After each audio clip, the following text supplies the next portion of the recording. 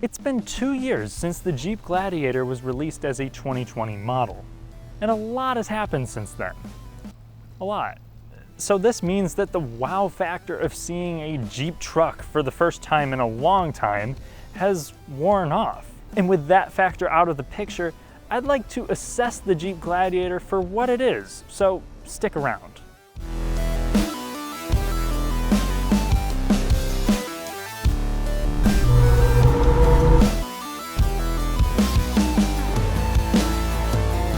If you haven't done so already, please consider subscribing. That way you can get quality content and I get closer to making this a full-time job. And maybe give me a follow on Instagram while you're at it too.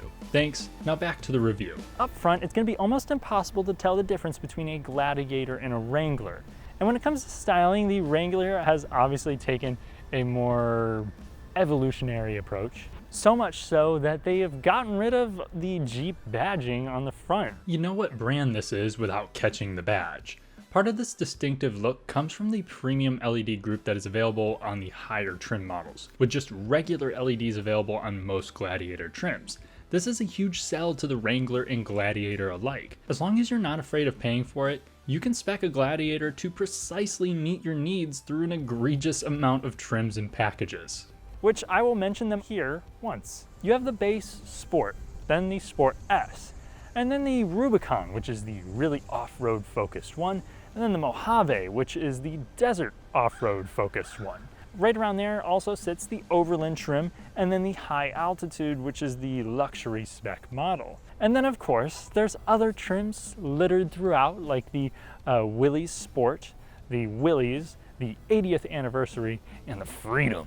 I'm not gonna be able to touch all of those. However, the Mojave trim here is actually pretty special. It boasts the highest ground clearance of any Jeep Gladiator or Jeep model in general, which is 11.6 inches. You have a Fox off-road racing suspension, you have skid plates over the differential and the front end right here, and these orange cues spread on the front and the back, and these decals, which kind of clash with this nacho color right here, but I'm here for it. One thing that I was a little disappointed on is that you don't have metal bumpers here, but if you want body colored bumpers, that's standard on the High Altitude trim. Walking around the side of the Jeep Gladiator, you see 17-inch wheels here on our Mojave trim with 33-inch tires, which almost compete with the 35s in the Sasquatch Bronco and the Recon Extreme Wrangler. Now, styling is subjective, so I usually don't talk too much about this. However, something needs to be said here because it goes from being Wrangler to truck with no transition. It just smacks you right in the face. And I mean, I think in this kind of spec, it works pretty well with these kind of larger tires and the beefy look with the side rails, and it kind of sits up a little bit higher. I think when they're built up a little bit, they look less awkward. But let me know what you guys think. Do you love it or do you hate it? Please don't kill me in the comments. Anyway, as I've already brought up, I do like these rock rails here that come on the Mojave trim. They do kind of build that look and also add some protection here. When it comes to convenience features, power locks don't come standard on the Sport. You have to go to the Sport S for those. The nice thing is that you have a proximity lock unlock function available on most trims. Real quick, I'd like to thank the kind folks over at Royal on the Eastside for loaning me the Gladiator used in this review. If you're looking for something new or used, check them out. If you're the type to take off the top, the standard soft top will serve you best. They also have mesh and solid sunbonnet tops available with aftermarket solutions more than present too. This is obviously the hard top, and most people are going to be driving around with these on it, and they have available sound deadening as well. The distinctively Jeep yet truck looks continue around the back here, where you find a simple layout. You do have a maximum tow rating of around 7650, I believe, and that is achieved with the Sport or Sport S trim and the automatic transmission with the max tow package. Manual fans like myself will have to settle with a 4,000 pound rating or 4,500 pounds with Rubicon. On paper, the Pentastar V6 holds a higher maximum tow capacity than the diesel engine, which is capped at 6,500. However, I expect the diesel's 442 pound-feet of torque to make towing a lot more comfortable. The reason why it tows less is just merely engine cooling. They weren't able to give it more cooling with preserving the Jeep grille, so they didn't. Now, since this is a truck, we gotta hop in the bed. This is actually going to have best in class or nearly best in class payload capacity for four-wheel drive models. Typically, rear drive trucks have a higher payload capacity due to a lower curb weight. Back here, you're going to find a bed width that is slightly wider than the Toyota Tacoma, which is nice, especially between the wheel wells here. It's a decent size. Now, the downside is that you only have a 5-foot bed option.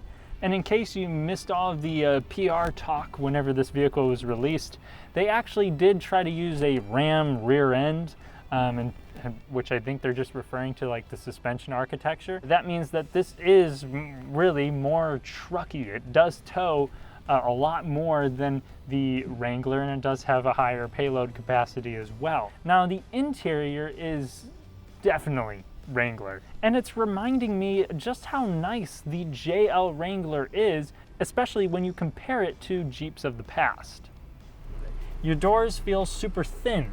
Your dashboard is very upright. The windshield is super close to you and rather small. I can't say it's laughable plastics. They've definitely improved, and you do have more soft touch here where like your elbows will rest and nice stitching. It does look better than it really ever has, and this leather steering wheel is really nice. But yeah, the plastics in places sometimes don't line up perfectly, but the technology is there. You have a nice combination of digital cluster in here and speedometer, analog gauges and such. It looks very modern but still Jeep. And I like the 8.4-inch touchscreen here. This system works as advertised. It's not the most fresh UI, it doesn't have the greatest resolution or quickest response, but it was simple. The 8.4-inch unit is standard on high altitude and available on most others. A 7-inch unit comes standard on a lot of Gladiators too. It includes Apple CarPlay and Android Auto. The base 5-inch unit on the most Spartan trucks do without that. And even the 5-inch unit will suffice for the people out there who really don't care about modern technology and infotainment systems, which if you're buying a Jeep, there's a good chance that you're one of those people. And that's okay, the Gladiator is here for you. You don't have adaptive cruise control, you don't have blind spot monitoring standard. It's an option, and this one actually does have it. Hell, you can still forego power locks and windows on a sport trim, which is astonishing and cool for a 2021 model. Now, the distinctive pro to the Gladiator sharing everything with the Wrangler is that it's also a convertible. The hard top comes off in 3 pieces, and the doors, while heavy, pop off with basic tools that are included with the Gladiator. Despite this, Jeep does include AC as standard here. But yeah, you can go without a lot of things, but you still do have the option for niceties.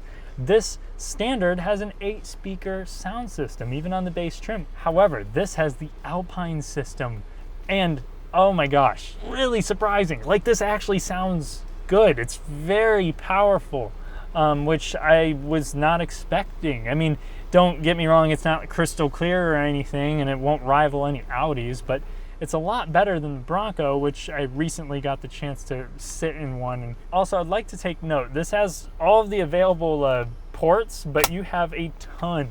Not only do you have like 4 ports in the back, you got 2 ports up here, and most will also have the all-weather option, which means heated seats and heated steering wheel. And honestly, I think that the seating position in here is more comfortable than the Tacoma. Mainly because you kind of sit a little bit higher off the ground from the floor. Still, thigh support isn't overly abundant, but it's pretty good.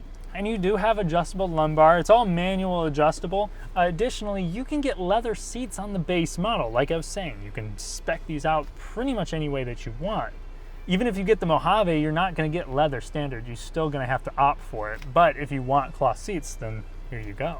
And that's the beauty of it. However, if you start to get a trigger finger, don't cry to me when your $44,000 Rubicon becomes 60 grand. Oh yeah, the destination alone here is $1,500. Before we hop in the back, I want to reiterate that the interior is fun, especially with the Rubicon and Mojave's color accented panels and the satisfying confidence boosting 4-wheel drive shift lever. And you gotta hand it to Jeep. for keeping the physical handbrake.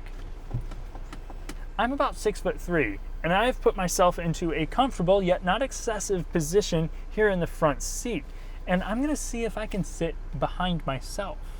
In the back seat of the Gladiator, I have more than enough space for my head and just enough space for my knees. And they have a nice little cutout here. They've really thought of a lot of things to keep you reasonably comfortable, but also keep the interior very durable. You have drains in here. You still have vents in the rear seat, along with this power outlet, which is again an option. This vehicle is still quite practical. If you're going to daily drive this, or you have kids, family, whatever, this will work. And when it comes to driving dynamics, I think that most Jeep people or even mid-sized truck buyers will be pleasantly impressed with the Gladiator. And before the road test section, let's get the elephant out of the room. While I know this would be a blast to take off-road, I can't explore its capabilities. But here's a quick montage to satisfy your desire for Gladiator wheeling footage. Ooh, guys, I don't know if we're gonna get through this one. Let's fucking do it!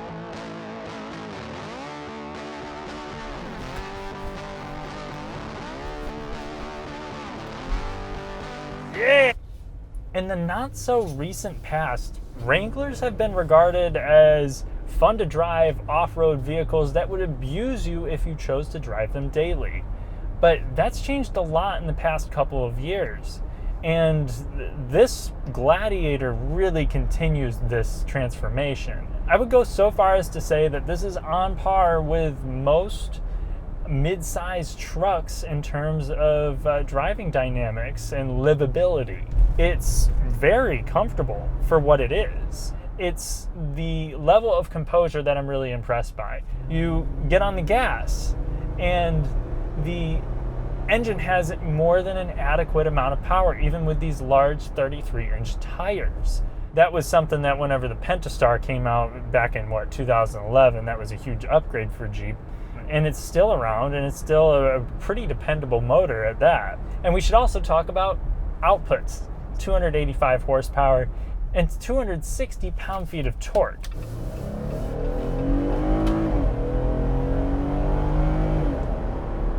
Reasonable pulling power.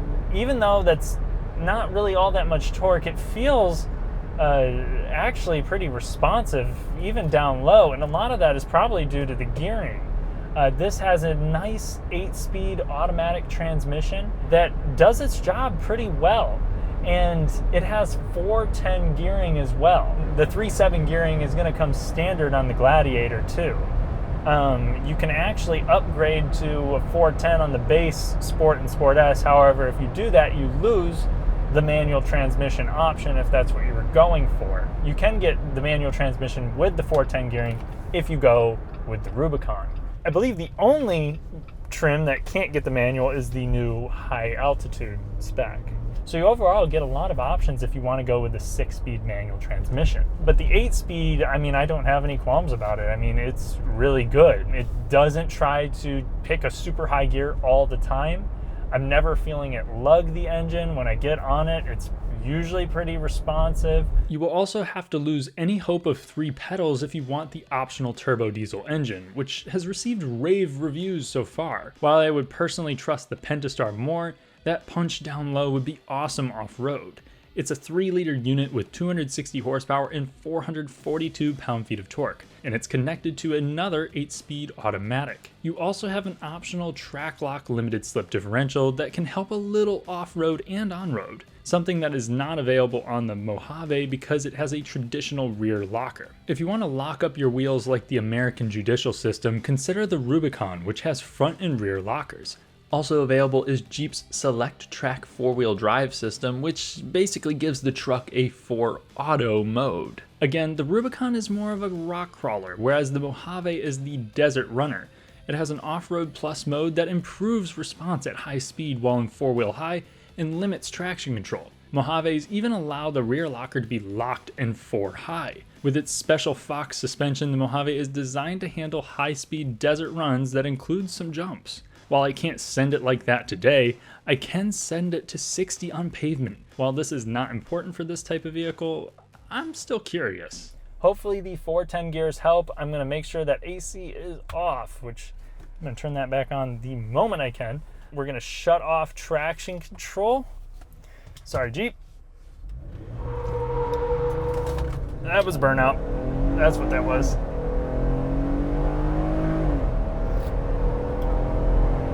There's 60. 8.8 seconds is definitely on the slow side for the segment, even for a 90-degree Fahrenheit run in the humid August weather. A lighter base model with smaller wheels would be quicker, but this is adequate for this vehicle's purpose. Just try to not think about how a 450 horsepower Raptor can technically be had for about $8,000 more than this truck's sticker. Like the Ford, this shines when the pavement disappears, but even on rough, deteriorated, or pothole-ridden roads, the Gladiator's rugged setup comfortably delivers you down the road, especially with the Mojave Edition. What's more impressive is the Mojave's regular road manners. If you can afford it, I definitely recommend this trim. Just like the guy she told you not to worry about, the Mojave is just as easy to live with, but looks sharper and performs better when things get dicey. Still, this isn't a Honda Ridgeline. Road noise pronounces itself like a guy with a jet ski. It's still tolerable, but it hasn't been addressed the same way as other areas of refinement here. Higher speed travel in the Mojave is quite loud. I mean, the tires are larger, so you get more tire noise, and this does not have the sound deadening material on the hardtops. Now, when it comes to ride quality over these pretty rough roads, you're jittering a decent amount just because it's a truck. It's a truck-based platform. There's a decent amount of vertical motion, but it's not as springy as a Tacoma TRD off-road. The steering is very slow, very just loose feeling. It's something that I would expect with the Jeep. Something that feels a little bit more precise and something that wanders a little bit less would be nice. Body roll is really not too overbearing. I'd go so far as to say, if we're just looking at sheer comfort and handling, road dynamics, I would say that this is just as dailyable, livable as a Toyota Tacoma, and that's its key competitor. So I think Jeep has done a great job with that. And then on top of it, obviously you have the advantage of taking off the freaking top. I think the primary demographic for the Gladiator is people who are looking for Wranglers, but really need a bed, and that was going to almost force them over to a Toyota or a Ranger or a Colorado ZR2 or something like that. For those people, this is a no-brainer. There's nothing really quite like it that's just as fun as the open air experience and just the Jeep vibes. But that's not a shocker. You would kind of expect that. This is going to get the Jeep buyers, duh. But where I think this steps a little bit further is that you have all these features that can justify a $50,000 price tag with nicer materials, not top of the line, but nicer look, competitive levels of comfort and handling, and the engine is just responsive, and now they have the offering of the diesel. And there's really a Gladiator for most mid-size truck buyers.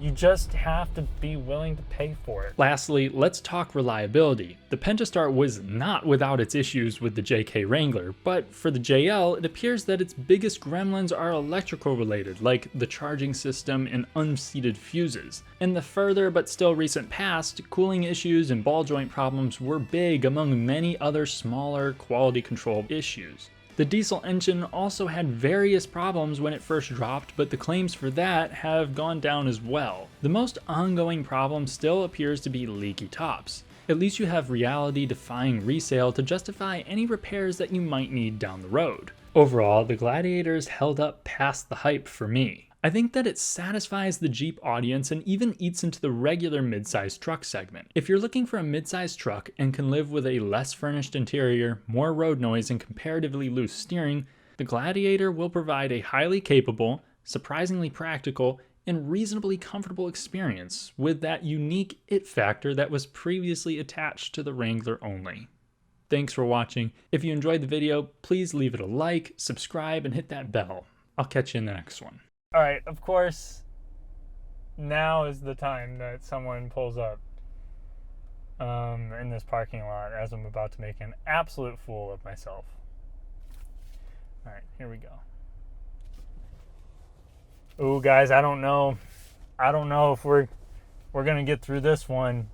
Oh, geez, I'm gonna lock some stuff. All right, let's Let's fucking do it. All right. So hopefully we'll have enough wheel articulation